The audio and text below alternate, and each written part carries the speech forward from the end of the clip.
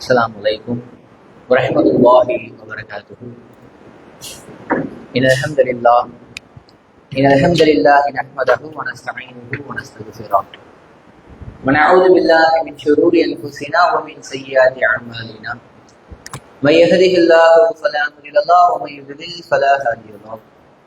وأشهد أن لا إله إلا الله وحده لا شريك له وأشهد أن محمدا عبده ورسوله أما بعد.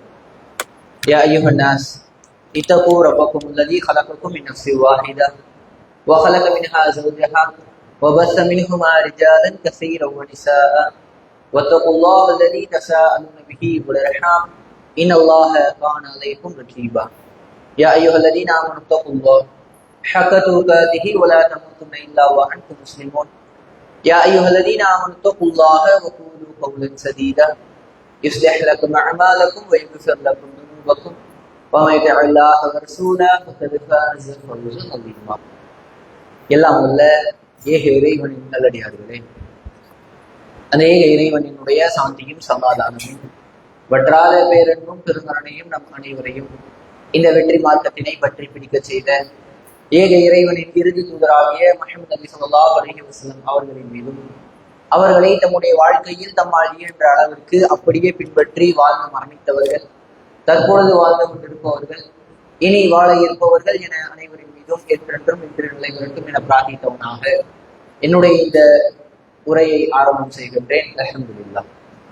கண்ணியத்திற்குரியவர்களே, நாம் அனைவரும் இந்த ரமலான் மாதத்தினுடைய தொடர் உரையாக நபித்தோழர்கள் வரலாறு என்கின்ற தலைப்பின் கீழாக நபித்தோழர்கள் தங்களினுடைய வாழ்க்கையில் எந்த அளவிற்கு தியாகங்களில் ஈடுபட்டார்கள், அதிலிருந்து நமக்கு கிடைக்கக்கூடிய படிப்பினைகள் என்ன என்ன என்பதையெல்லாம் நாம் ஒவ்வொரு நபித்தோழர்கள் வாயிலாக அறிந்து வருகிறோம். அந்த அடிப்படையில் நேற்றைய தினம் ஒரு சஹாபியை பற்றி பார்த்திருந்தோம். அந்த சஹாபியினுடைய பேர் சொல்லுங்க. என்னது? ஜாபிர். அவரினுடைய முழு பெயர் ஜாபிர் இப்னு அப்துல்லாஹ் ரலியல்லாஹு அன்ஹு. இவர் எந்த அளவிற்கு இவர் ஒரு இளம் வயதை உடைய ஒரு நபித்தோழராக இருக்கிறார். ஆரம்ப காலத்திலேயே இஸ்லாத்தை ஏற்றுக்கொள்கிறார். நபி அவர்கள் மதீனாவிற்கு வருவதற்கு முன்பாகவே இஸ்லாத்தை தழுவுவதற்காக இரண்டாம் அக்கபா உடன்படிக்கையில் பங்கேற்ற ஒரு நபித்தோழர். இவரினுடைய தந்தை உகது போர்க்களத்தில் முதல் நபராக கொல்லப்படுகிறார். உடல் பாகங்கள் அனைத்தும் சிதைக்கப்படுகிறது. அவரினுடைய தந்தைக்கு பிறகு எல்லா விதமான குடும்ப பொறுப்பும் அனைத்தும் இவரினுடைய தலையில் ஒரு சுமையாக இருக்கிறது. பொறுப்பு என்றாலே சுமையாகத்தான் இன்றைக்கு பார்க்கப்படுகிறது. எல்லா வகையான பொறுப்பும் இவரினுடைய தலைமையின் கீழாக வருகிறது. உண்மையிலே யோசிச்சு பாருங்க, ஒரு 30-40 வயசான ஆணுக்கு தம்முடைய குடும்பத்தை இழுத்து கொண்டு போவது என்பது ஒரு சிரமமான சூழலாக இருக்கிறது. அது எல்லா காலகட்டத்திலையும் அப்படிதான். இப்படி ஒரு 40 வயது அனுபவம் பெற்ற ஒரு ஆணுக்கே இப்படி இருந்தால், இவர் ஒரு இளம் சஹாபி, இப்பொழுதுதான் ஒரு இளைஞர் இளமை பருவத்தில் இருந்து கொண்டிருக்கிறார். இளமை பருவம்னாலே இன்றைக்கு இருக்கக்கூடிய மக்களினுடைய பார்வையில குடும்ப பொறுப்புலாம் எதுவுமே இருக்கக்கூடாது, நம்மளினுடைய இஷ்டத்துக்கு இருக்கணும், ஜாலியா இருக்கணும், குடும்பத்தை பத்திய சிந்தனையா இருக்கக்கூடாது என்றுதான் இன்றைக்கு பல இளைஞர்கள் வாழ்ந்து வருகிறார்கள். இளைஞர்களுக்கு மிகப்பெரிய ஒரு முன்மாதிரியாக ஜாபிர் ரலியல்லாஹு அன்ஹு அவர்கள் திகழ்ந்தார்கள். அப்துல்லா ரலியல்லாஹு அன்ஹு அவர்கள் மரணிக்கிறார்கள். எல்லா குடும்ப பொறுப்பும் இவருக்கு வருகிறது. தம்முடைய தந்தை விட்டு சென்ற கடன், மிகப்பெரிய ஒரு கடனை அவரினுடைய தந்தை வைத்திருந்தார். அந்த ஒட்டுமொத்த கடனுக்கான பொறுப்பையும் ஜாபிர் அவர்கள் தலைமை ஏற்றுக்கொள்கிறார்கள். இன்னும் ஜாபிர் அவர்களினுடைய சகோதரிகள் கிட்டத்தட்ட 9 சகோதரிகள், அவர்களையும் பராமரிக்கணும்.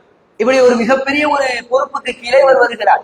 முதல்ல என்ன முடிவு எடுக்கிறார்னா, நம்ம இந்த கடனை முதலாக அடைத்து விடுவோம்.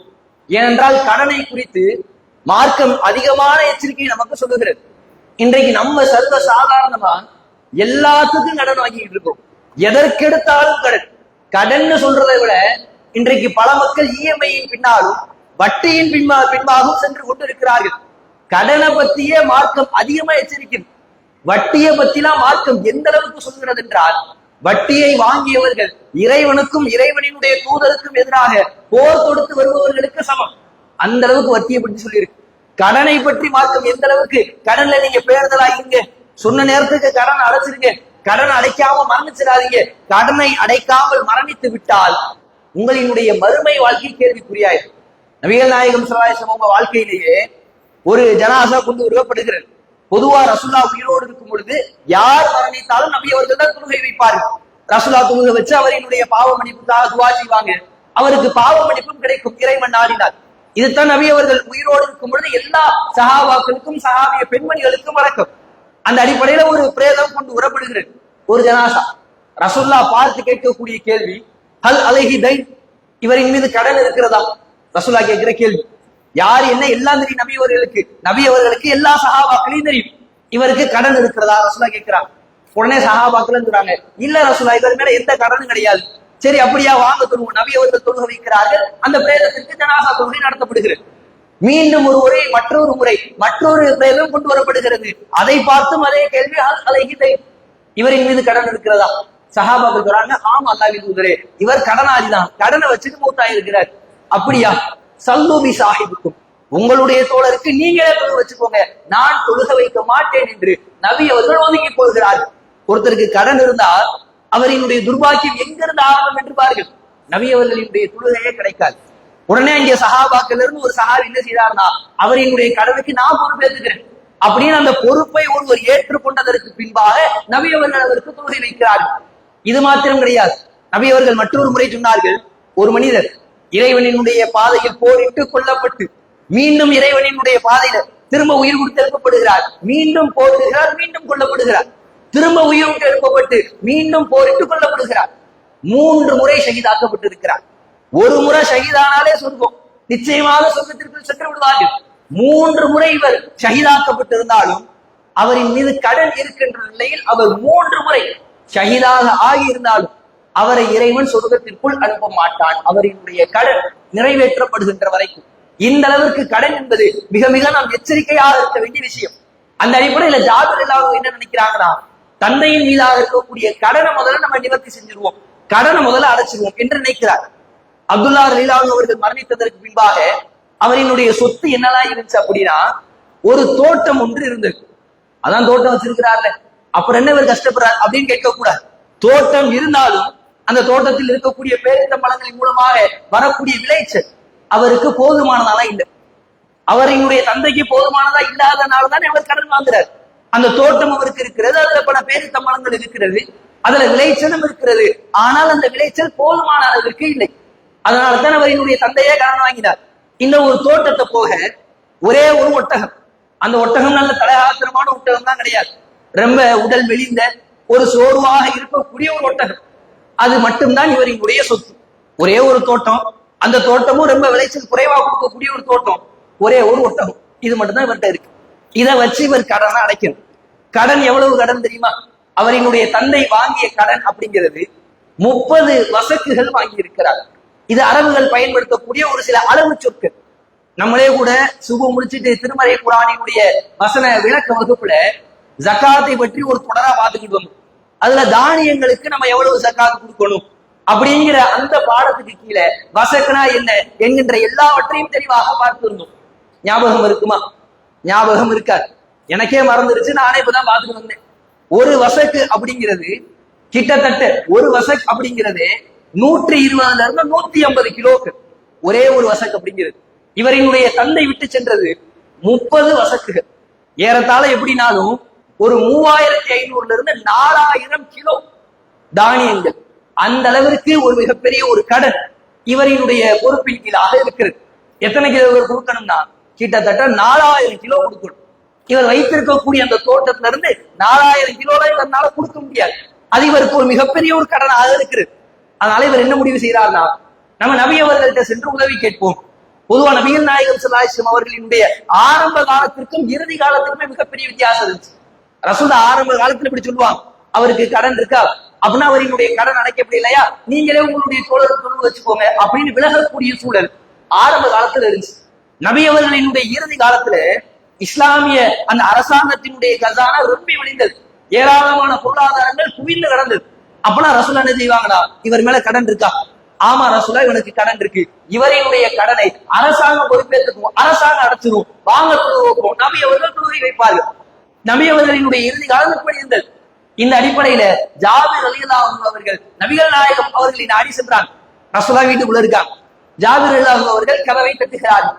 கதவை தட்டினோட ரசூலா உள்ள இருந்து சத்தம் எழுப்புகிறார்கள், மந்தா யார் இங்க இருக்கிறது? உள்ள இருந்து நபிகள் நாயகம் அவர்கள் கேட்கிறார்.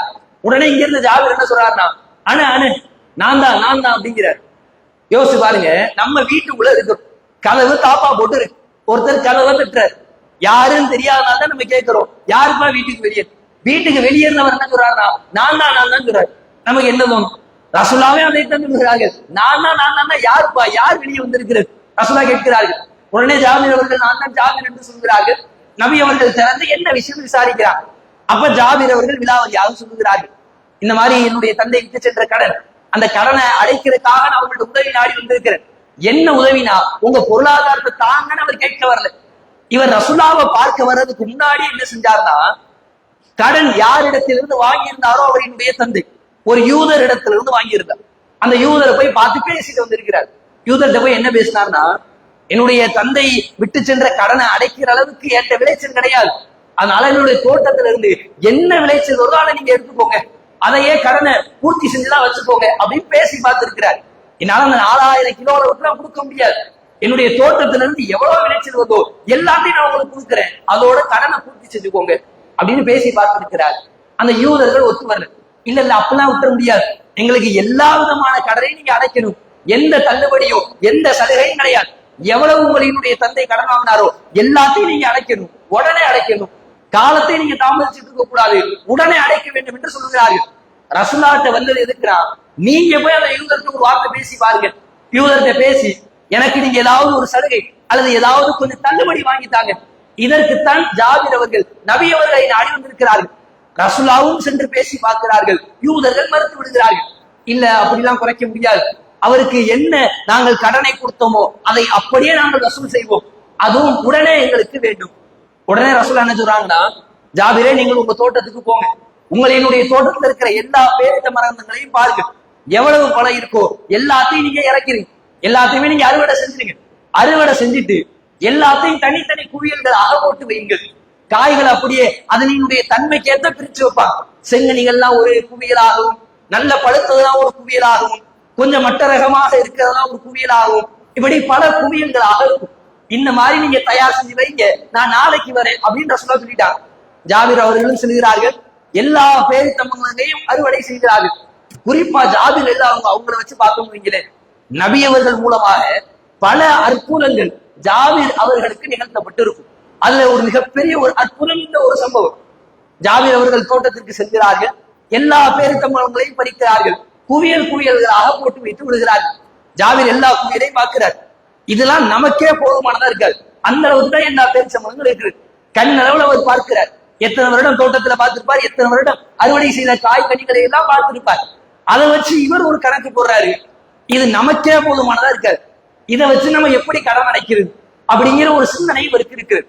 குவியல்கள் எல்லாவற்றையும் குவித்து வைத்து விட்டு நபி அவர்களை அழைக்க செல்கிறார். ரசூலாவும் வராங்க. ரசூலா வந்து என்ன செய்யறாங்கன்னா, அந்த குவியல்களுக்கு மத்தியில் நபி அவர்கள் நடந்து வருகிறார்கள். சுத்தி நபி அவர்கள் நடந்து வந்து விட்டு அந்த குவியல்களிலேயே அமர்ந்து விடுகிறார்கள். ரசூலா அங்கேயே அமர்ந்துறார்கள். அமர்ந்து விட்டு ஜாபிர் ரலியல்லாஹு அவர்களினுடைய பேரித்தம்பலங்களில் பரக்கத்தை வேண்டி நபி அவர்கள் இறைவனிடத்தில் பிரார்த்தனை செய்கிறார்கள். பிரார்த்தனை செஞ்சுட்டு, ஜாபிரை இப்ப நீங்க அந்த யூதர்களை வர சொல்லுங்க, கடனை ஏற்றுட்டு இருக்காங்கல்ல, ரொம்ப நெருக்கடி கொடுக்குறாங்களோ, உடனே அடைங்க அந்த யூதர்களை வர சொல்லுங்க. யூதர்கள்லாம் வந்தாச்சு. இப்பொழுது உங்களினுடைய கடனை நீங்கள் அடைக்க ஆரம்பிங்க, அளந்து கொடுத்துக்கிட்டே இருங்க. 30 வருஷம் கொடுக்கணுமா, நீங்க அளந்து கொடுத்துக்கிட்டே இருங்க. 1 வருஷத்துக்கு கொடுத்தாச்சு, 2 வருஷத்துக்கு கொடுத்தாச்சு, 3 வருஷத்துக்கு கொடுத்தாச்சு, இப்படின்னு கொடுத்துக்கிட்டே இருங்க. அளவு நிறுவையில நீங்க கம்மி பண்ணிடக்கூடாது, அளவுல கரெக்டா கொடுக்கணும். அளந்து கொடுத்துக்கிட்டே இருங்க. அவர் கொடுத்து கொண்டே இருக்கிறார்.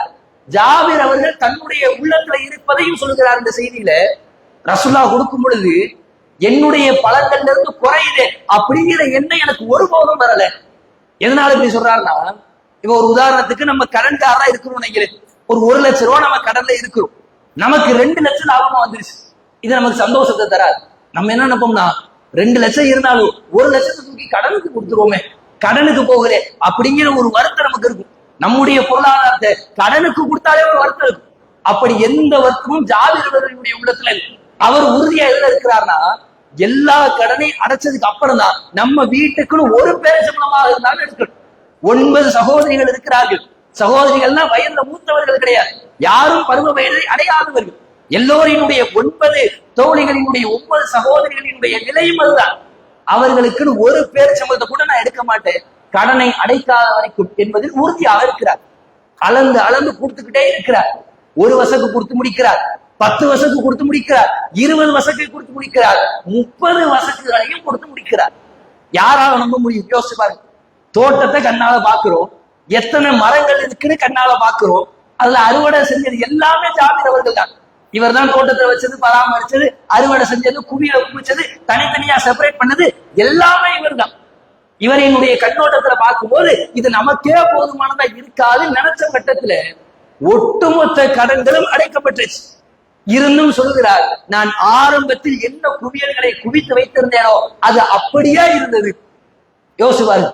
இப்ப இங்க ஒரு குவியல் குவிச்சு வச்சிருக்கிறார், இது இவர் ஹைட்டுக்கு ஒரு குவியலா இருக்கு, இன்னொரு ஒரு குவியல் அதை விட சற்று குறைவாக இருக்கிறது. இப்படி எல்லா குவியலையும் குவிச்சு வச்சுதான் ரசூலா கூப்பிட்டுருக்காரு. ரசூலா வந்தாச்சு, எல்லா கடன்களையும் கொடுத்து முடிச்சாச்சு. குவியல்ல இருந்து ஒரு பேரித்தமங்களுக்குள்ள குறைந்ததை போன்று கூட நான் பார்க்கவில்லை. எல்லா குவியல்களும் அப்படியே இருந்தது. கடன் எல்லாத்தையும் அடைச்சாச்சு. இப்பொழுது இருக்கிற எல்லா பேரித்தமங்களும் ஜாபீர் அவர்களுக்கும் அவர்களினுடைய 9 சகோதரிகளுக்கும் உரியதாக இருக்கிறது. எப்பேற்பட்ட ஒரு அற்புதம் என்று பாருங்கள். நபிகள் நாயகம் ஸல்லல்லாஹு அலைஹி வஸல்லம் அவங்களுடைய குணத்தை மாற்றணும். இப்ப ரசூலுல்லாஹ்க்கு சஹாபாக்களோடு எந்த அளவிற்கு நெருக்கமாக ஒரு தலைவர் இருந்தார்கள் என்பது நமக்கு ஒரு படிப்பினை. ஜாபீர் வந்து கதவை தட்டி, அல்லாஹ்வின் தூதரே, இந்த மாதிரி எனக்கு கடன் இருக்கு, அதை அடைக்கிறதுக்கு நீங்க வந்து பேசி பாருங்க. நீ யாருப்பா? நான் தான் ஜாபீர் ரலியல்லாஹு அன்ஹு.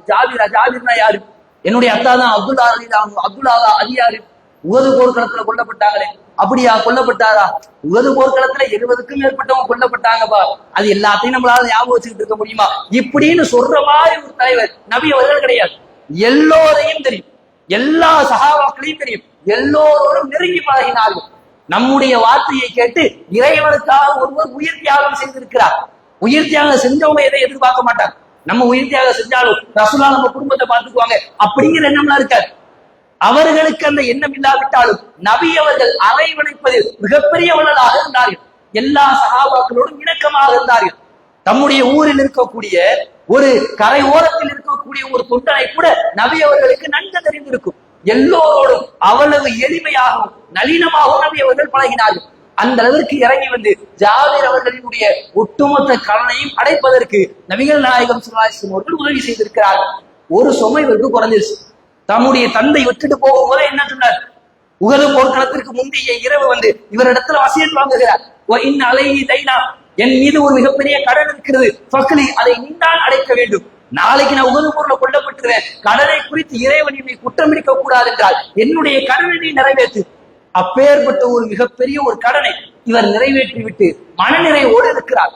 இதற்கு பின்பாக தம்முடைய 9 சகோதரிகள், அவர்களை இவர் எவ்வாறு பராமரித்தார், இவரினுடைய திருமண வாழ்வு அது எப்படி இருந்தது, இவரினுடைய வாழ்க்கையில் நபி அவர்களின் மூலமாக இன்னும் ஏராளமான அற்புதங்கள் அது என்னவென்னவெல்லாம் நடந்தது என்பதை எல்லாம் இன்ஷா அல்லாஹ் நாம் வரக்கூடிய தினங்களில் அறிந்து கொள்வோம். வாஹிர் அல்ஹம்துலில்லாஹி ரப்பில் ஆலமீன். அஸ்ஸலாமு அலைக்கும் வரஹ்மத்துல்லாஹி வபரகாத்துஹு.